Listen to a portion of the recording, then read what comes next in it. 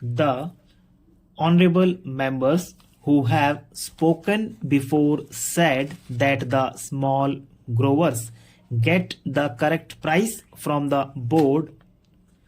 This is not so. The entire bulk of the profits they make in the home market and in the foreign market is kept by the bigger growers who dominate this coffee board. The price they get is more than what they pay to the small growers. That is the complaint of the small growers. So it is not correct to say that the profits this board makes are equally distributed to the small growers. Hence, the conflict between the big growers and the small growers is increasing. Therefore, it is necessary on the part of the government to do justice to the small growers. The government thinks that by taking powers for nominating the president of the board, it is able to do justice to the small growers. The number of the small growers is 34,000, while the number of the big growers is 590. Most of the seats reserved for the growers in the last board were monopolized by the big growers. The majority of the seats were held by the big growers, and the number of seats the small growers got was very meager. It was not more than 4, if my recollection is correct. What the government should have done was to give equal representation to the small growers. They should have asked the growers to return their representatives or to give a panel of names from which government could have chosen some. The choice of the representatives should have been left to the respective organizations.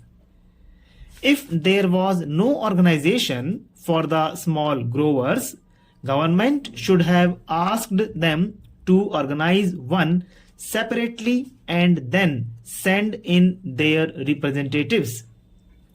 Our friends said that the representatives of the small growers were there on the existing board. It is true, but I know the practice of these big growers or big industrialists.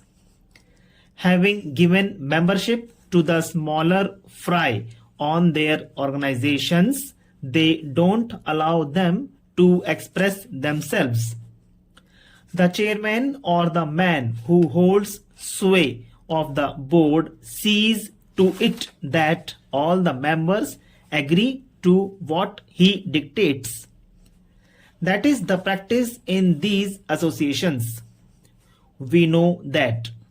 So it is better to have a separate organization for the small growers and ask them to submit their panel of names to represent them on the board. Representation on the board should not be governed by the number of acres owned and the amount of capital invested, but by the number of growers.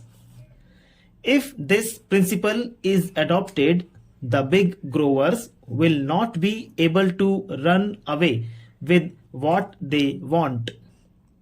In this connection, I would also say that instead of nominating the president, the government should do this.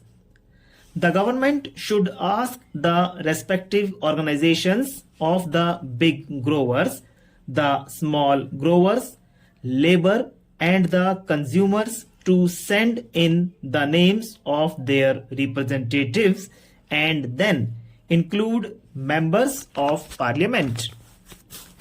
Then the board constituted in this way should be asked to elect its chairman.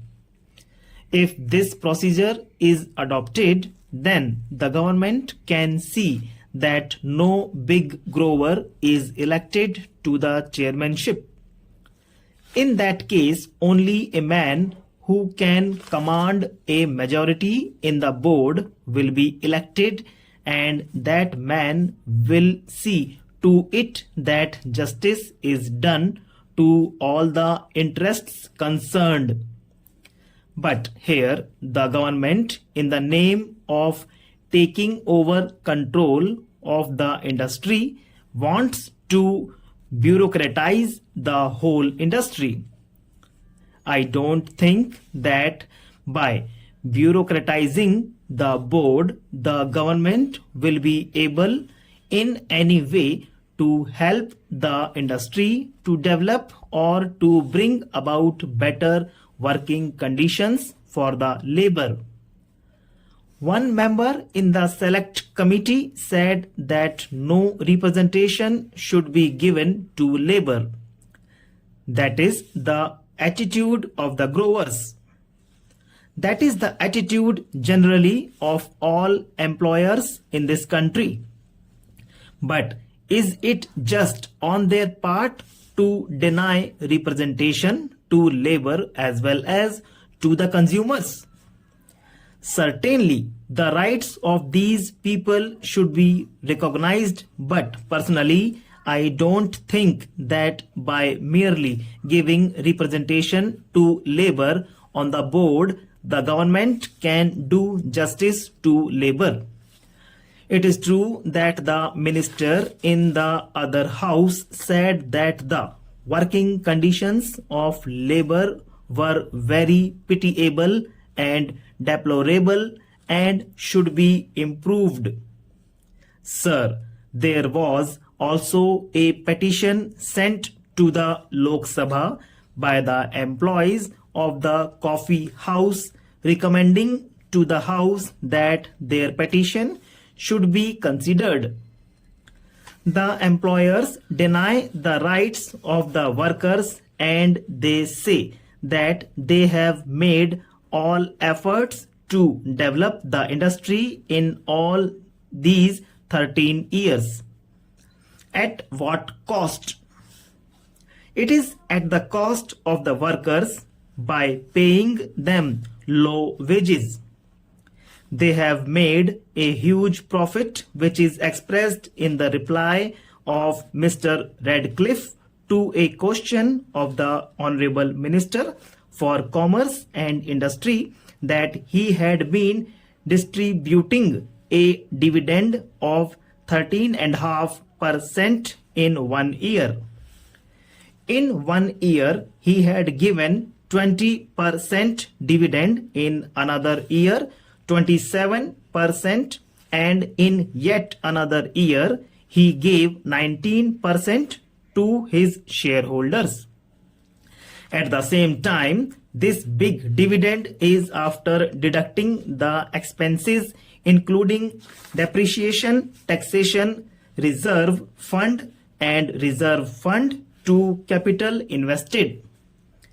Apart from all these, they have made a net profit so as to distribute an average dividend at 13.5%. Can anybody imagine that such an industry should be allowed to distribute this high dividend at the cost of the poor labor who actually produced this profit? Certainly at the cost of the poor labor and the people, they have got this profit. The coffee houses are getting coffee at the rate of rupees 210 per kilo. At the same time, how do they sell coffee there?